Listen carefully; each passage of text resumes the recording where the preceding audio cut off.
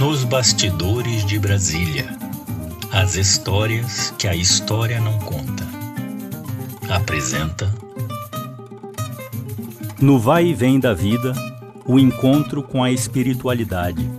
Uma história verídica de Catiane Magalhães. Catiane nasceu em Corretina, na Bahia, em 1981. Região rural de economia agrícola, seus pais também nasceram ali, quando os costumes eram outros. Ainda hoje, há resquícios desses tempos que resistem às mudanças, é bem verdade. José e Creuza não se casaram por amor, mas por um acerto entre suas famílias. Filho de um bom fazendeiro, o rapaz era um bom candidato a genro e, portanto, um bom partido para sua filha. Até deram sorte. Foram felizes por 5 anos, tempo suficiente para gerarem seus 2 filhos, Catiane e Alex. As crianças perseguiam uma a outra entre os móveis de casa, em um esconde-esconde rústico, sua brincadeira preferida. Foram uma família realmente feliz nessas pequenas coisas da vida. Quando Catiane tinha cerca de 3 anos e o pequeno Alex ainda não alcançara seus 2 anos completos, o menino adoeceu e esteve por um longo tempo hospitalizado. Cati sentiu falta da companhia de seu caçula, e logo essa ausência se tornaria permanente. Não importa a pouca idade, uma perda assim deixa marcas para toda a vida.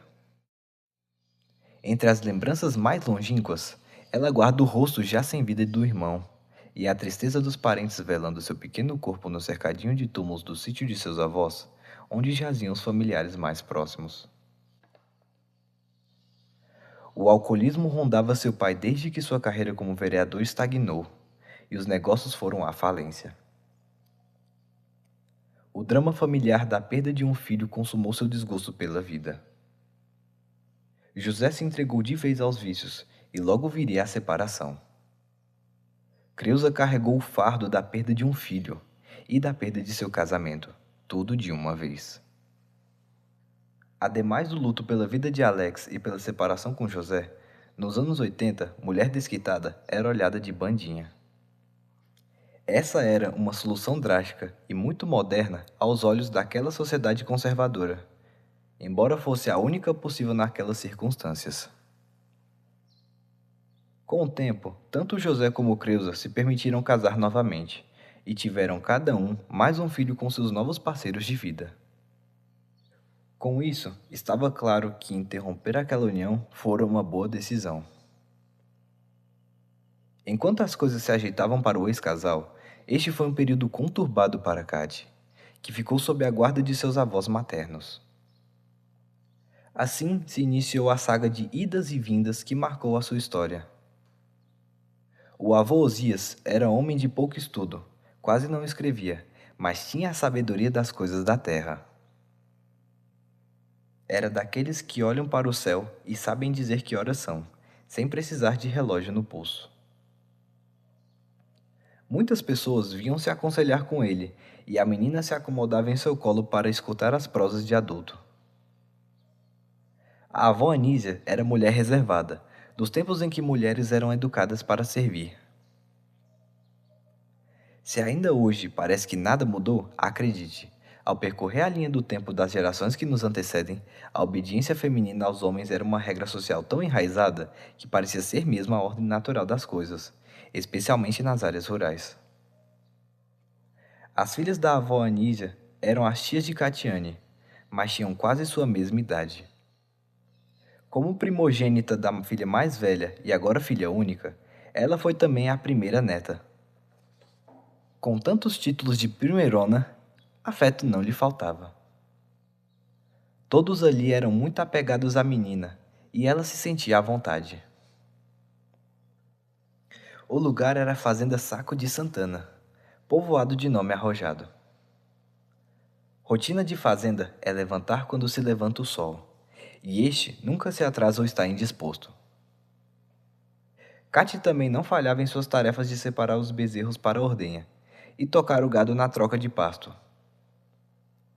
Levava o leite para a feitura de queijo e catava lenha para o fogão. Dos passatempos femininos, costura e bordado definitivamente não faziam seu feitio. No máximo, alimentava sua boneca de milho com comidinha imaginária, preparada sem muito esmero. Nos intervalos de sua grande lista de afazeres, preferia escalar árvores, nadar no rio, tomar chuva e voar por aí no lombo de um cavalo com os cabelos ao vento. Ninguém a reprimia em suas aventuras rurais. Entre as peripécias infantis, a menina certa vez desafiou o fogo, saltando uma fogueirinha que ela mesma acendeu. O resultado foi uma queimadura na perna e o início de seu aprendizado sobre limites e sobre o valor de estar atenta às recomendações dos adultos. No Distrito Federal, Creuza, quando em sua consulta médica no posto de saúde do Núcleo Bandeirante, teve prescrito a medicação inusitada. Sua receita indicou os tratamentos espirituais do Vale do Amanhecer, e um novo cenário se abriu para aquela mulher neste momento. O Vale do Amanhecer se estabeleceu em Planaltina no final dos anos 1960, capitaneado por uma líder espiritual conhecida como Tia Neiva. Mulher sergipana e caminhoneira, ela chegou à região durante a construção de Brasília, desenvolveu habilidades de clarividência e mediunidade e, aos poucos, agregou milhares de adeptos na doutrina que organizou, baseada na combinação de elementos de diferentes expressões religiosas. De algum modo, Creuza se identificou com a história de luta daquela mulher. No Vale do Amanhecer, passou por tratamentos espirituais que a curaram de seus males, vivenciou processos mediúnicos e uniu-se definitivamente à comunidade de Tia Neiva. De família instruída em preceitos católicos, seu parceiro não aceitou que ela seguisse o chamado espiritual que aquele lugar lhe despertou. O preço de sua decisão foi alto, o término de seu segundo casamento. Nesses tempos, o Vale do Amanhecer era um lugar de resistência. Por mais que atraísse pessoas de todo o mundo, tinha pouca estrutura, entre as quais um único colégio para crianças pequenas. Catiane já ultrapassara esta fase da vida escolar, e locomover-se às escolas de outros bairros de Planaltina não era uma tarefa simples. Não houve alternativa senão permanecer sob as asas dos avós, onde tinham maiores cuidados do que uma mãe trabalhadora em tempo integral poderia lhe proporcionar. O Distrito Federal era distante de Correntina, um dia e meio em estrada de chão. Assim, o encontro de Creuza com seus filhos não era algo tão frequente nessa fase da vida. Catiane crescia sem parar e seu corpo começou a passar pelas mudanças típicas de uma menina que se desenvolve. Em áreas rurais, alguns temas femininos ainda hoje são um tabu. Em sua primeira menstruação, a menina achou que estava morrendo. Ao pedir socorro para a avó Anísia, quase tomou uma surra. Aquela senhora não sabia como lidar com um débito tão grande de informações, já que ela própria não as tivera esclarecido em sua juventude. Katy precisou aprender muitas coisas sozinha, ou recorrendo às vizinhas e às tias, que pouco sabiam também. Parece uma situação inusitada, mas não se engane, é mais comum do que parece. O vô Osias trazia noções rígidas sobre o papel submisso das mulheres e tinha um jeito próprio de transmitir seus ensinamentos, que dificilmente eram esquecidos. Quando havia festas em outras fazendas, logo se mobilizava para comprar um novo corte de pano para as meninas e as estimulava. Eu não trouxe você aqui para brincar ou ficar sentada. Aproveite que eu deixo você se divertir, e vai que seu marido não deixe. E assim, elas dançavam a noite toda com diferentes parceiros, sob sua supervisão. Katy por vezes ia ao paiol selecionar palhas de milho macias para o cigarro do avô. Já sabia enrolar o fumo e buscar a brasa para acender. Uma vez pediu para fumar, e ele disse que ela não estava preparada para aquele prazer, exclusivo dos adultos. Em um ato de teimosia, ela se escondeu atrás da casa, e seus poucos tragos desengonçados a deixaram tonta e com mal-estar durante dias. Eu disse que você não estava preparada, Catiane. E assim ele ensinava os limites de forma efetiva e sem se estender no discurso. Na boca de seu avô, Tudo o que acontecia a Catiane se revertia em um ensinamento sobre escolhas, especialmente sobre as más escolhas. Ensinou sobre as implicações que os erros de uma mulher tinham em sua vida naqueles anos 80 para 90, e o quanto eram mais cruéis que os mesmos erros cometidos por um homem. Quando Katia ensaiou seu primeiro namoro com o menino da escola que lhe escrevera uma carta de amor, bastou o avô lembrar: "Lembra-se do cigarro, Catiane? Você não está preparada." E isso bastou para adiar seus planos por alguns anos. Quando pôde finalmente se unir à sua mãe no Vale do Amanhecer, Catiane já internalizara a postura herdada de seu avô e se aventurou com segurança naquele lugar. Foi uma época divertida, em que soltava pipa, pescava no lago e pedalava até as cachoeiras mais próximas. Esta fase marcou uma boa despedida da infância para as responsabilidades da vida adulta. Logo Catiane começaria a trabalhar e entraria na roda viva de prover seu próprio sustento. Não haveria mais tanto tempo para a diversão. Aconteceu assim.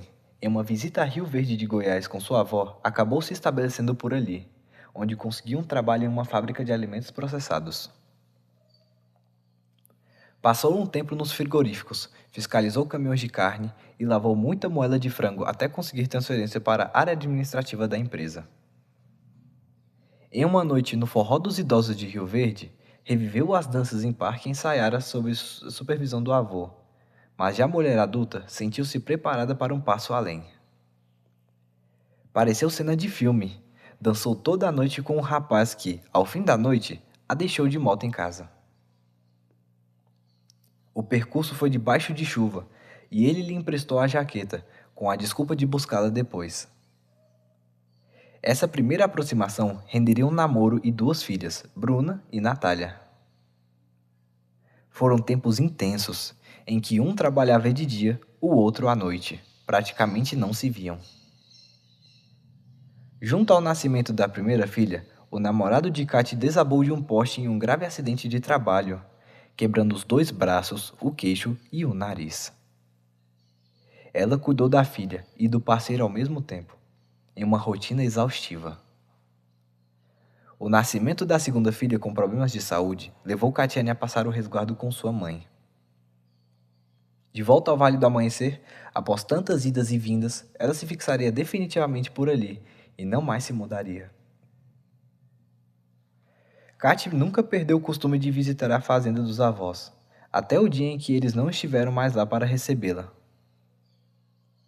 Apesar de herdar uma casa em Rio Verde, o local também ficou no passado, junto ao pai de suas filhas, que as recebe anualmente durante as férias escolares. Katy trabalhou como faxineira, recepcionista e monitora de ônibus escolar. Tentou em vão o ramo da pedagogia, empreendeu uma papelaria e até montou um pet shop. Tem o costume de pedir aos céus algum fôlego e direcionamento e, sempre que o faz, tem a impressão de que uma nova porta se abre em sua vida. Ao acompanhar o tratamento de quimioterapia de uma conhecida, teve contato com os dramas do ramo da saúde e o funcionamento de uma estrutura hospitalar, o que a levou a escolher estudar e trabalhar nesta área.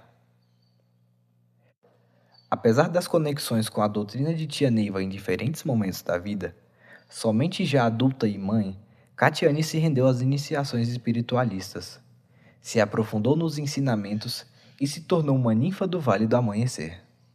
Ela relata acontecimentos sobrenaturais e eventos de sincronicidade que atribui a toda a egrégora que se acessa ao aceitar aquela doutrina. A comunidade do Vale do Amanhecer cresceu e aos poucos vem recebendo os equipamentos urbanos básicos que toda cidade deveria possuir. Ali, chegam pessoas de diferentes culturas na busca por novas formas de viver, em conexão com o mundo invisível. Suas filhas hoje se preparam para seguir o mesmo caminho, unindo-se a Catiane e Creuza nos estudos sobre os princípios que regem essa doutrina, e nos rituais cheios de cores e brilhos, seja nos cenários, seja nas indumentárias dos participantes. O Vale do Amanhecer cresceu e originou um setor habitacional com cerca de 30.000 pessoas, formalmente reconhecido pela Administração Regional de Planaltina, na década de 1980. Atualmente, possui mais de 700 templos espalhados pelo mundo, e foi contemplado com o Inventário Cultural, que é a primeira etapa para seu reconhecimento como patrimônio material, pelo Instituto do Patrimônio Histórico e Artístico Nacional. Pesquisa e organização do texto, Bruna Anísia Magalhães.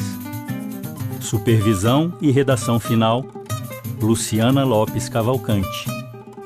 Revisão, Cláudia Saqueto. Narração, Tiago Magalhães. Gravação, masterização e mixagem, Fernando Rodrigues. Realização, Ludiceria Projetos.